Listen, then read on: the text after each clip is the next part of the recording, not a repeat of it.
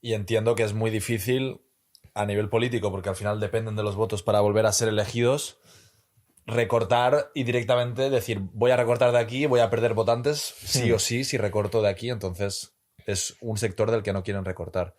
Yo quiero hacer una pequeña reflexión antes de seguir, y es una reflexión que hago mucho en los podcasts. Habrá gente que te esté escuchando y que no esté de acuerdo contigo. Ahora creo que no es tan importante estar de acuerdo o no, sino más cuando vayamos a las soluciones.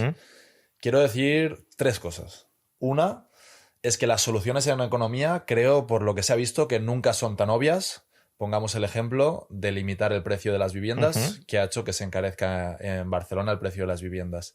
Entonces, que tengamos la mente abierta a que las soluciones no son tan obvias, sino que a veces pasan por lo contrario de lo que parece. 2, que si tenemos unas ideas claras, de nada sirve escuchar a los que ya piensan como nosotros, porque ya pensamos así. Creo que está muy bien escuchar a gente que piensa diferente. E incluso yo no estoy de acuerdo con todo lo que dices seguramente, o desde mi ignorancia o no. Y voy a disfrutar muchísimo de escucharte hoy y de aprender. Y 3, que eres de Castellón como yo, de Benicarló. Y por tanto algo bueno ha de haber, ¿no? Eso es, seguro que hay cosas buenas. Te quería hablar, y no podemos no hablar de la situación actual en España. Está habiendo... Todo se explica siempre según desde el prisma que lo veas, pero está habiendo un caso aparente o supuesto de corrupción en el partido gobernante, en el PSOE, con el presidente y toda la gente, más bien toda la gente que hay a su alrededor, muy implicada, y parece, ¿no?, que él tiene cierto grado de responsabilidad. ¿Cómo estás viendo, desde tu punto de vista, que seguramente tienes mucha más información que todos nosotros, cómo estás viendo esta situación? Bueno, yo creo que esta situación se puede analizar desde 2 niveles, ¿no? Un nivel es el más común, que es como una refriega partidista. Tú eres un corrupto y, por tanto, eres nefasto, y Sánchez es corrupto y el otro ministro es corrupto, y un poco casi como telenovela política, que puede ser hasta cierto punto entretenido, pero es como las élites gobernantes quieren que nos entretengamos. Y otro es reflexionar sobre pues, el modelo institucional o el marco institucional que sistemáticamente genera esto. Porque claro, si dijeras, no, es que España es un sistema político que durante 100 años ha tenido este caso de corrupción, pues entonces los del PSOE son muy malos y son muy corruptos porque solo ha habido ese caso de corrupción. Pero es que no es así. Ahora la corrupción ha estallado en el PSOE, previamente estalló masivamente en el PP, previamente en el PSOE, previamente en el PP y previamente en el PSOE, ¿no? Porque, no sé, con Felipe González, por ejemplo, que claro, muchos de los oyentes pues casi ya ni sabrán quién es, y desde luego casos de corrupción pues no están a la orden del día, pero la última etapa de su gobierno también estuvo plagada, incluso más que ahora, de casos de corrupción, y un caso de corrupción importantísimo fue el caso Filesa, que es financiación ilegal del partido político, que quizá ahora también lo haya, pero aún no sabemos si ha sucedido o no. Entonces, yo creo que ese otro nivel, a lo mejor menos entretenido, pero es mucho más importante, y es por qué la política sistemáticamente genera élites corruptas. Y habrá muchas explicaciones, ¿no? Algunas de diseño institucional. Seguro que hay formas de diseñar el Estado que hagan que los políticos sean menos propensos a corromperse. Pero quiero mencionar 2, porque son 2 que para mí son las fundamentales y que a su vez no suelen estar muy presentes en el discurso político.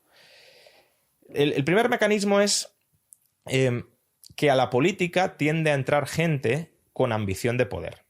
Y por tanto, gente que ya es corrupta o que ya es propensa a corromperse.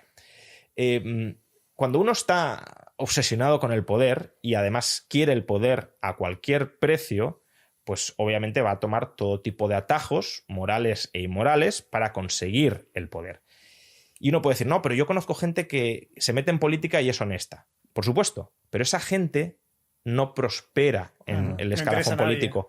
No es que no interese, es que tus compañeros de partido que no tienen escrúpulos morales te destrozan. Claro. Entonces, el que llega a lo más alto es el que tiene menos escrúpulos por luchar contra el poder, porque si tú eres honesto y luchas con las 2 manos atadas a la espalda por el poder, el que lucha sin las manos atadas te va a desplazar competitivamente. El que miente más, el que engaña mejor, es el que tenderá a subir en la escala política, porque en eso consiste, ¿no? En ser capaz de manipular al electorado y de cargarte a tus rivales políticos que no son los del otro partido partido. Los principales rivales son los de tu partido que compiten por tu posición, porque puesto de secretario general en el PSOE o en el PP hay uno. Y mucha gente quiere llegar a él y solo llega uno. Por tanto, te has tenido que cargar a todos los demás y te los cargas, ya digo, con los menores escrúpulos posibles. Incluso filtrando casos de corrupción. Por ejemplo, hace algunos días fue el Comité Federal del PSOE. Al número cuarto del partido lo nombra Pedro Sánchez de su círculo de confianza, Paco Salazar, y, oh casualidad, a las pocas horas antes de iniciar el Comité Federal, se destapa en la prensa, además en la prensa amiga, el diario.es, es decir, un diario más o menos alineado con el PSOE, que este señor, Paco Salazar, lleva años pues, con sospechas de acoso sexual a trabajadoras de la Moncloa y también periodistas que acuden al partido, etc. ¿Quién nos creemos que transmitió esa información? Claro, si uno ve la política desde fuera diría, pues el PP, si lo sabían, fue a fastidiar al PSOE. No. Esa información siempre, ese tipo de información, siempre sale de tus compañeros de partido. Porque es además quien la tiene, quien está en tu entorno y lo ve y lo sabe. Y esa información se guarda en un cajón hasta que interesa sacarla para matarte políticamente. No fue casualidad que nos enteráramos de esto horas antes del comité. ¡Oh, qué mala suerte tuvieron! No. Cuando lo nombran, dijeron a este hay que cargárselo y nos lo vamos a cargar así. A un periódico amigo le filtro esta información que yo ya tenía, pero que no saqué antes porque me interesa medir y conservar y dominar los tiempos. Entonces, esa es la primera línea que quería transmitir de corrupción, ¿no? Que los partidos políticos están llenos de gente que solo está obsesionada con el poder y que no tiene escrúpulos a la hora de utilizar el poder en su propio beneficio. Es gente que cree que el poder justifica cualquier medio. Por tanto, claro, si este tipo de gente llega a posiciones de mucho poder y el Estado es mucho poder presupuestario y mucho poder regulatorio, lo que tenderá a hacer es utilizar ese poder en su beneficio. Puede ser beneficio de enriquecerte o puede ser beneficio de obtener favores sexuales, como también ha sucedido en la corrupción reciente del PSOE. Y luego hay un segundo mecanismo relacionado con el anterior, pero que no es exactamente el mismo, y es que el poder corrompe. O sea, tú puedes entrar en política siendo honesto, creo que no llegarás muy lejos, salvo casualidad, pero puedes entrar en política siendo honesto, pero claro, tantísimo poder en tus manos te termina emborrachando. No digamos ya si además los que tienes a tu lado ves que se están corrompiendo y dices, aquí soy el último tonto que nos está corrompiendo, ¿no? Entonces, tantísimo poder te termina emborrachando, y en el caso de los estados, además hay que tener en cuenta una circunstancia, y es, tú imagínate que eres ministro de Fomento, que además es de lo que estamos hablando, y manejas un presupuesto, no sé, de 30.000 millones de euros. Claro, si tú eres propietario capitalista de una empresa que maneja un presupuesto de 30.000 millones de euros, en última instancia los réditos que obtengas de esa gestión son tuyos. Sí. Entonces ahí los intereses y los incentivos están bien alineados. Pero claro, si tú eres ministro de Fomento y manejas 30.000 millones, dices, ¿y yo de esto qué saco?